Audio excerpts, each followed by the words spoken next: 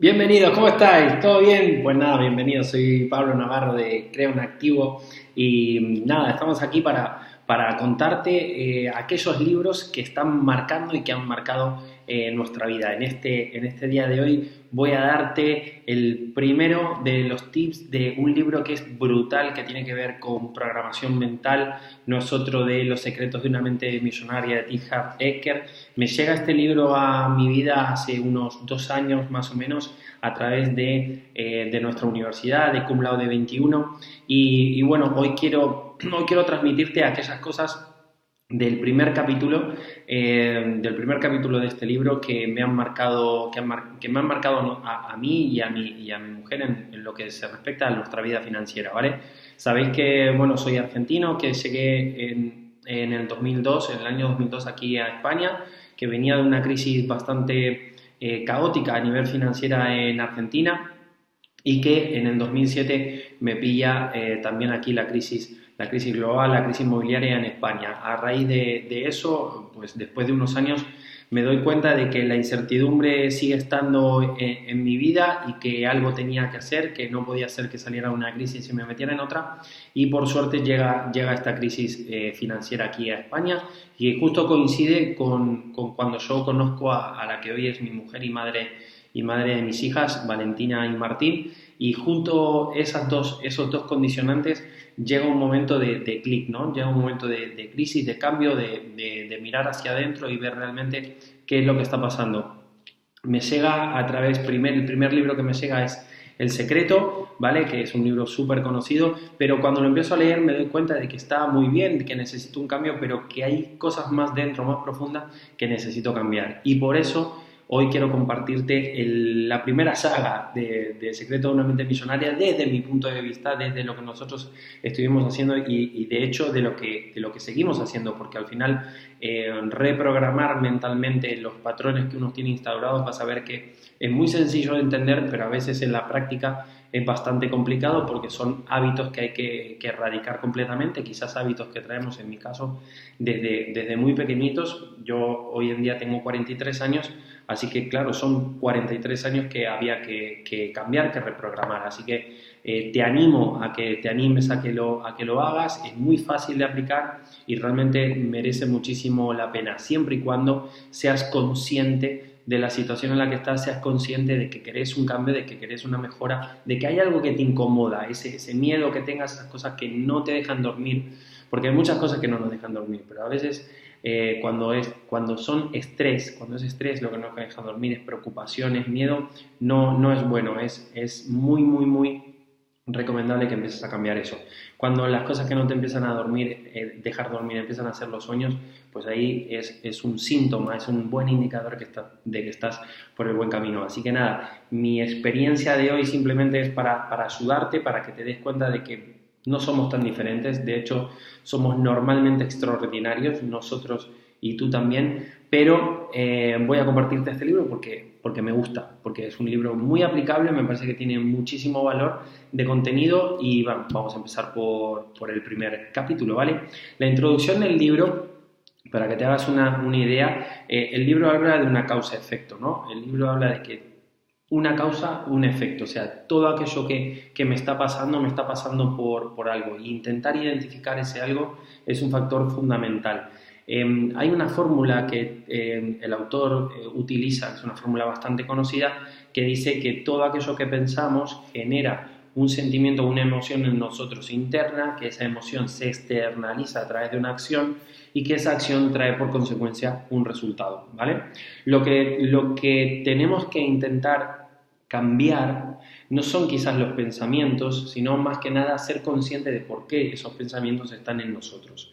Y eso es lo que tiene que ver con los programas mentales. En este caso específico habla de los programas mentales a nivel financiero, el patrón financiero que tenemos dentro, ¿vale? Para que a través del patrón financiero podamos cambiar también los resultados de nuestra vida financiera. Pero lo puedes instar, lo puedes aplicar a cualquier área de tu vida, espiritual, social, emocional, cualquier tipo de área. Todo se rige por el pensamiento, por la mente, por qué es lo que está creando eso. También nos da muchos tips de hacer un poquito, de que seamos conscientes de que todo lo que hoy está en el mundo físico, en algún momento estuvo en el mundo mental, ¿vale? Todo aquello que hoy es creado, es tangible de ser creado, primero fue creado en la mente. Así que a través de eso quiero que te des cuenta y que entiendas, como nosotros entendimos también, que es súper importante que le des muchísimo valor a aquellas cosas que estás pensando. Sobre todo si identificas que hay algo en tu vida que no te gusta, que no te está gustando, pues hoy es hora de empezar a leer este libro. Si te gusta lo que te voy a compartir en el capítulo 1, pues ya sabes, te compras el libro, te lo descargas por internet o me lo pides. Me lo puedes pedir al correo pablohernannavarro@gmail.com y te lo comparto gratuitamente vía online, vía correo electrónico, ¿vale? Así que nada, nos ponemos ya. Entonces dijimos que esta fórmula es pensamiento, emoción, acción y por consiguiente la consecuencia, que es el resultado, causa y efecto. Si yo necesito cambiar algo, necesito cambiar primero el pensamiento. No vale de nada que cambie las acciones o que cambie las emociones, incluso si la forma de pensar sigue siendo diferente, porque si no vamos a estar en un estado de incongruencia mental, con lo cual lo que vamos a traer por la ley de la intencionalidad es más incongruencia, con lo cual eso es lo que no queremos, ¿vale? Y para que eso no suceda, tenemos que entrar dentro, ser como autocríticos, ser consciente de lo que nos está pasando, para después ser consciente de lo que queremos cambiar. Para hacerte consciente, el autor dice que hay 3 tipos de influencias que tú debes reconocer, que debes conocer para conocerte también a ti mismo y empezar a ver de dónde vienen esos pensamientos que tú estás teniendo hoy o que estás teniendo desde hace mucho tiempo, ¿vale?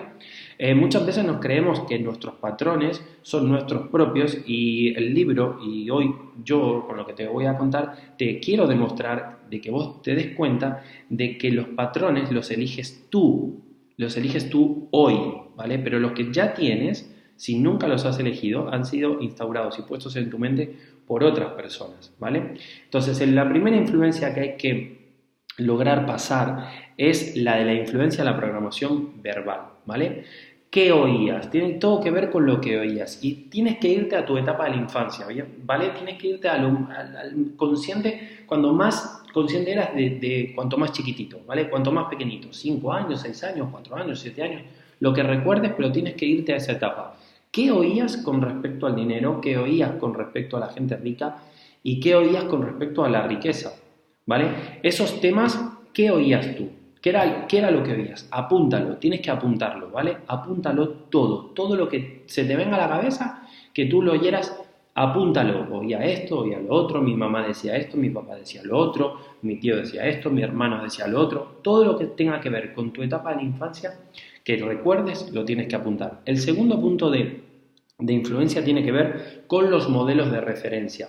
Los modelos de referencia, ¿quiénes son?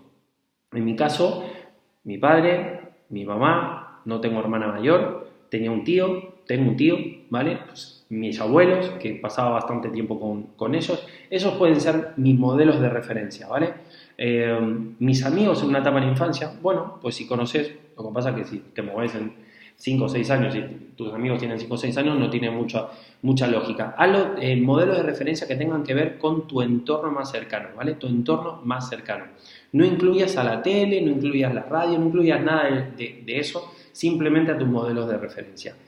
¿Qué decían estos modelos de referencia? ¿Quiénes eran y qué decían? Pero ya no solo qué decían, sino qué hacían con respecto. O sea, por ejemplo, tenían trabajo, eran emprendedores, dueños de empresa, si tenían trabajo, cuántos trabajos tenían, eran estables en sus trabajos, cambiaban constantemente de trabajo, qué forma tenían de administrar el dinero, ¿vale?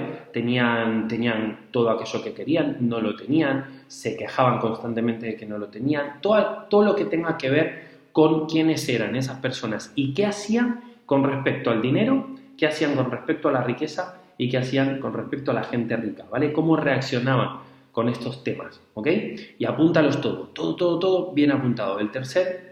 La tercera influencia son incidentes concretos, o sea, cosas que les hayan pasado a estas personas, a estos modelos de referencia, que tú hayas tenido, que recuerdas tú que le haya pasado. No sé, por ejemplo, mi papá y mi mamá, recuerdo que de pequeño, y aparte ellos luego me lo contaban, emprendían bastante.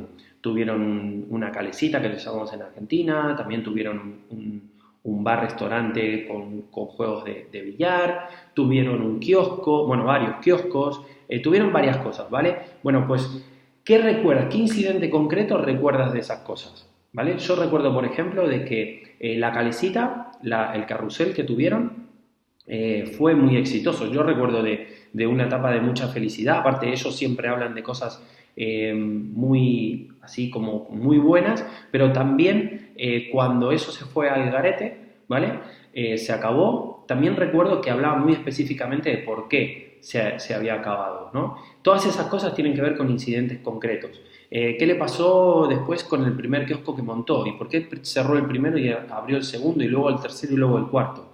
¿O qué pasó con la inversión que hicieron en el tema del restaurante, de la cafetería?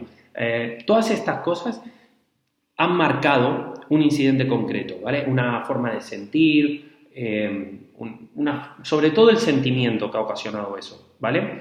Si eres capaz de recordar eso, apúntalo. Y si no eres capaz de recordarlo, pero sabes que hubo incidentes, pues acude a tu mamá, a tu papá, a aquellas personas que fueron protagonistas y pregúntales, oye, ¿qué has sentido tú cuando ha pasado esto? Porque yo me acuerdo que me habías contado, pero ¿qué es lo que pasó realmente? Todo eso lo apuntas. ¿Por qué? Porque a raíz de ahí vas a ser consciente de que muchas cosas de las que a ti te están pasando hoy no son tuyas. O sea, muchas formas de pensar, muchas formas de actuar, muchas formas de trasladar un mensaje. Te vas a dar cuenta cuando seas consciente de todas estas cosas que no son tuyas. Fueron de otras personas, que fueron a las que le pasó todas esas cosas. Lo que pasa es que cuando le pasó, como tú eras tan pequeñito y vivías en ese entorno, en esa influencia, pues fuiste adquiriendo esos patrones y haciéndolos como propios. Es como que naciste ya con esa forma de pensar o esa forma de sentir con respecto al dinero, la riqueza y la gente rica, ¿vale? Entonces, cuando tú veas cómo era todo este entorno, hagas una regresión hacia esa época, vas a poder darte cuenta también de que hay muchas cosas en tu vida que no son tuyas, que fueron instauradas por otras personas, pero que realmente no son tuyas. Cuando vos identificás esas cosas que no son tuyas, vas a tomar dos decisiones. La primera es decidir si quieres que se mantenga, si quieres seguir manteniendo ese patrón de pensamiento, o si por el contrario quieres erradicarlo. Y estás a solo un clic de erradicarlo, porque todo aquello que sabes que ya no es tuyo, es más fácil sacarlo de tu mente. Ahora, una vez que tienes eso, tienes que empezar a anclar, tienes que empezar a trabajar en la repetición de nuevos programas. El autor se refiere a esto como reprogramar el termostato. Es como, por ejemplo, la temperatura ambiental que puede haber hoy afuera en Alicante, que pueden ser unos 22-23 grados, y quizás la temperatura que hay dentro de mi casa ahora mismo, que quizás es de 25 o 26, o si tengo mucho calor, la bajo con el climatizador y la bajo a 20 o 21. Incluso mi propio termostato interno. Quizás hoy me puedo sentir mal, puedo tener fiebre y mi termostato interno puede estar en 38, 39, 40 grados de fiebre, ¿vale? ¿Qué quiere decir regular el termostato? Pues exactamente esto. Si yo quiero estar en mi casa más cómodo, con una temperatura más alta, más fresco, ¿vale? Pues tendré que bajar el termostato, porque si afuera hace 40 grados y yo quiero estar a 23, 22 grados, pues tengo que coger el climatizador, bajar el termostato para que mi ambiente sea el que yo quiero estar. Pues internamente, a niveles mentales, pasa exactamente lo mismo. Si en mi vida está ocurriendo algo que no es mío, pero que está ahí, ¿vale? Y me está haciendo sentir de una manera determinada y los resultados que tengo son determinados y quiero cambiarlos, tengo que reprogramar el termostato. El termostato es este, que está acá adentro, así que hay que empezar a reprogramar la mente. Entonces, el autor nos da 17 archivos, que él le llama archivos de riqueza, que estos archivos son programas nuevos. Estos programas nuevos van a entrar en ese termostato, van a entrar en la mente y van a empezar a ocupar el sitio de los programas que ahora mismo tienes ya instaurados. Es como quitar un archivador y poner otro archivador, ¿vale? Y eso te va a llevar un poquito de tiempo, pero si tienes identificado cómo hacerlo, va a ser mucho más sencillo.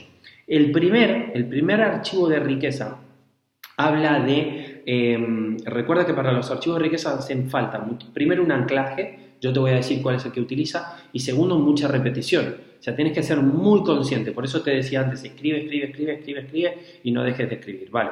El primer archivo de riqueza dice, ¿creas tu vida o simplemente te sucede? O sea, ¿vas a crear tu presente y tu futuro o simplemente estás de paso y las cosas que te pasan ¿por qué? Porque sí, porque te tienen que pasar, porque eres así, ¿vale? O sea, si estás de paso o si vas a crear tu vida. Si realmente quieres un cambio a nivel financiero, de tu patrón financiero, tienes que tomar el control, tienes que tomar el mando del avión. Tienes que ser tú el que lo conduce, porque si tú no tomas el control a nivel financiero de las cosas que te están pasando y las que quieres que te pasen, simplemente vas a ser acompañante de la prosperidad económica de otra persona, ¿vale? Pero nunca vas a tomar el control, las riendas de tu propio avión. Así que yo te recomiendo que crees tu propia vida, ¿vale?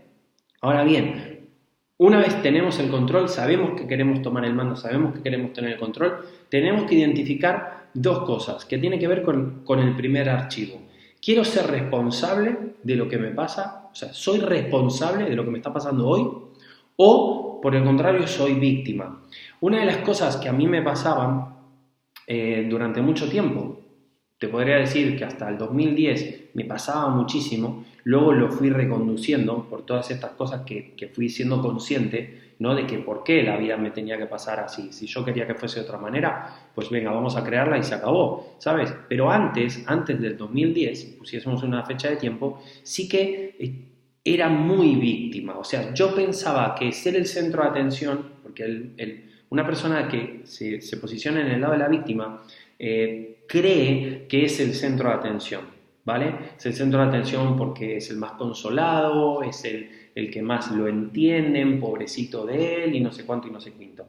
Pero este patrón mental, el de la víctima, es muy perjudicial para ti. Porque por la ley de intención, la ley de intencionalidad, ¿vale? Que dice que todo lo que piensas al final lo atraes.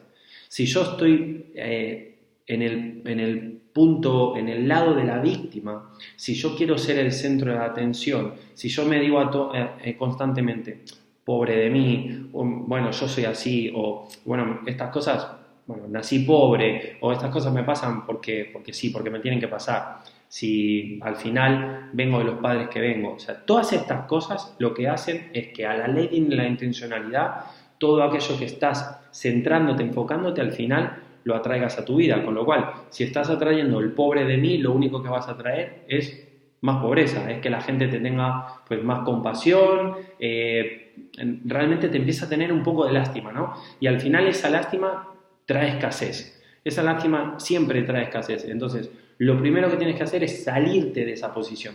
¿Cuáles son las características más fuertes identificadas de una víctima? O sea, si yo me tenía que identificar antes del 2010, yo decía, a ver, ¿culpaba a los demás? Siempre. Aparte, yo tenía una discusión eterna siempre con mi tío Alejandro. Siempre él me decía, pero macho, no puede ser que los demás sean siempre el problema. ¿Por qué no te miras al espejo? ¿Te miras al espejo? Mírate al espejo, me decía él. Y yo decía, ¿por qué me dice que me mira al espejo? Si yo soy como soy, luego yo tengo el temperamento que tengo y punto, se acabó. Yo soy así, al final no soy una mala persona, ¿me entendés? Entonces, ¿por qué yo tengo que cambiar a mí? Son los demás los que están equivocados. Pues eso tiene que ver con la culpa, echarle la culpa a los demás, echarle la culpa al gobierno, echarle la culpa a la política, echarle la culpa a la situación país, echarle la culpa al clima, echarle la culpa a lo que sea. Aparte, yo también era deportista y también me daba cuenta que echaba la culpa a muchísimas cosas a externas que no tenían nada que ver, incluso que no tenían ni control ninguno, porque muchas veces yo jugaba al pádel y le echaba la culpa al sol, a la pelota, cosas que vos no podías cambiar, ¿me entendés? Todas esas cosas de echarle la culpa a los demás no es bueno. O sea, que si tú identificas una de esas características, ya sabes que estás posicionado en el lado de la víctima. Con lo cual, sal de ahí cagando leches. Sal de ahí cagando leches. Aunque no te guste, sal de ahí cagando leches. Una de las cosas fundamentales que termina siendo el papel de víctima con respecto a lo de la culpa es que siempre estamos marcando, siempre estamos señalando a los demás y nunca el dedo nos señala a nosotros mismos. ¿Y sabés dónde termina señalando siempre? A nuestros padres. Siempre, siempre, siempre, si vos empezás a ver quién tiene la culpa, quién tiene la culpa, quién tiene la culpa, terminás echando la culpa a tu viejo o a tu vieja. Terminás echando la culpa a tu mamá o a tu papá. Siempre, o al que te crió, como si ellos tuviesen la culpa. No, ellos no tienen la culpa, ¿vale? Con lo cual, si te posicionas del lado responsable, a partir de ahora, el primer dedo señalándote es a ti mismo, ¿vale? Porque tienes que ser consciente y tienes que ser responsable de que las cosas que suceden a tu alrededor, tú eres el responsable de lo que está pasando y el responsable de cambiarlo. Con lo cual, te invito a que te identifiques si estás en el lado de la culpa o si estás en el lado de la responsabilidad y de aceptar que eso es por tu culpa, no por culpa de los demás, ¿vale? La segunda característica más detonante del papel de víctima es el de las justificaciones. Yo justificaba absolutamente todo. Aparte vivía en Argentina. Se ve que en Argentina es, viene como que en la cultura, ¿no? Justificarnos absolutamente todo. Volvemos a lo mismo. O sea, nunca ser autocrítico con todo. No, es que me pasó esto porque tal cosa. Es que, no, llegué tarde al trabajo porque el colectivo me pinchó, o sea, siempre justificaciones. Las justificaciones casi siempre son externas. ¿Vale? No tiene nunca que ver con algo interno, porque no hay autocrítica, son justificaciones. Me pasa esto por culpa de, o por culpa de algo o de alguien, ¿vale? Son justificaciones. No tengo lo que quiero porque yo nací así. O no soy mejor en el cole, o en el instituto, o en la universidad, o no me saqué la carrera porque el profesor me tiene manía. Justificaciones. Al final, culpa, justificaciones es un poco más de lo mismo, ¿vale? Es un poquito más de lo mismo. En las materias de las justificaciones que tienen que ver con el dinero, por ejemplo, la justificación que más escuchada es, que más, digamos, que más en práctica se pone es, al final el dinero no es tan importante, al final la guita no es tan importante, al final la plata, bueno, ¿qué más da? ¿Entendés? Tengo amor, bueno, soy buena persona, no puedo tener plata si soy buena persona. Todas esas cosas son patrones mentales que no son tuyos, ¿vale? Vos ponete a pensar una cosa, si vos decís que el dinero no es importante para ti, no vas a tener dinero. Te voy a explicar por qué. Vos le dirías a tu mamá, a tu papá, a tu hermana, a tu hermano, a tu socio, a tu pareja, le dirías, vos no sos importante para mí. ¿Crees que después de decirle eso, la persona a la cual se lo estás diciendo se va a quedar contigo? Se va a ir cagando leche. O sea, se va a ir de tu lado, no la vas a tener. ¿Por qué? Porque le está diciendo que no es importante para vos. Entonces, ¿por qué voy a quedar al lado tuyo? Pues con el dinero pasa lo mismo. Si vos al dinero le estás diciendo que al final el dinero no es importante para mí. El dinero no es importante para mí. Pues nada, pues no vas a tener dinero. No vas a tener dinero. ¿Por qué? Porque no es importante para vos. Y el dinero no quiere estar con aquellas personas que no son importantes, que no lo valoran. ¿Me entendés? Entonces, ese pensamiento, esa justificación es una de las más utilizadas y una de las más peligrosas, ¿vale? De tener. Así que si te viste en algún momento haciendo ese tipo de justificación, apuntala y erradicala. Ahora te voy a decir cómo la erradicas. Y la tercera característica importante, ¿vale? Tiene que ver con las quejas. Tiene que ver con las quejas, con quejarme constantemente, quejarme, otra vez, quejarme del país, quejarme del gobierno, quejarme de los políticos, quejarme del sol, Cuando es calor, me quejo del calor. Cuando hace frío, me quejo del frío. Un amigo nuestro, Yamil Raidán, argentino, vino a hacernos un congreso hace poquito a Madrid, aquí en España, y él decía, a ver, si hace calor, ¿por qué te quejas del calor? O sea, ¿qué querés? ¿Que haga frío si estás en verano? No puede ser frío si estás en verano. Y cuando viene el invierno te quejas de que hace frío. Pero, escúchame, ¿por qué te quejas de que hace frío si estás en invierno? No puede ser calor si estás en invierno, ¿me entendés? O sea, hay quejas que son tontas, son quejas tontas, porque uno no puede cambiar eso. Eso es lo que hay, ya está. Y se acabó. Yo también me quejaba constantemente. Hoy he jugado mal porque la pelota pesaba mal lo que tenía que pesar, o el viento, o no sé qué. No he conseguido este trabajo porque no era para mí. El trabajo no era para mí, capaz que era un trabajo de la leche. ¿Me entendés? O sea, las quejas las tienes que erradicar. Así que son esas tres características. Culpa, justificación y quejas. Si te ves en alguno de esos tres, sabes que estás posicionado al lado de la víctima. Pero si ya sabes que estás posicionado al lado de la víctima, sos consciente. Y si sos consciente, podés coger la responsabilidad de salirte de ahí. ¿Vale? ¿Cómo te salís de ahí? Repetición y anclaje. Repetición y anclaje. Ponételo porque todos los archivos de riqueza de este libro tiene que ver con repetición y anclaje. El anclaje, ¿cómo lo vas a hacer? El anclaje significa que cuando tú te veas o te escuches o sientas que te estás posicionando del lado de la víctima, tienes que hacer algún gesto, ¿vale? Algún gesto físico, eso es un anclaje, que te saque de ahí. El autor recomienda que cuando vos te encuentres quejándote, culpando a alguien, justificando algo, hagas así, como el gesto de degollarte, porque es como que te estás degollando financieramente, ¿vale? Es como que te estás matando a vos mismo financieramente. Cada vez que te encuentres haciendo eso, date la vuelta y decir, gilipollas, hazte así, gilipollas, qué tarado, ¿vale? Haz algo que tenga que ver con ese anclaje para que inmediatamente lo erradiques de ese punto, ¿vale? Y luego tendrás que hacer un empoderamiento. Después de ese anclaje tendrás que hacer un empoderamiento. Por ejemplo, puede ser, yo creo mi propia realidad financiera. Ese puede ser un anclaje, ¿vale? Porque acuérdate que el primer archivo era, ¿creas tu vida financiera o simplemente la vida te sucede? Pues el empoderamiento podría ser, por ejemplo, yo creo mi propia vida financiera. Yo creo mis propios resultados. Yo soy responsable de mis propios resultados. ¿Me entendés? Ese sería el empoderamiento. Y el anclaje sería, por ejemplo, el de la guillotina.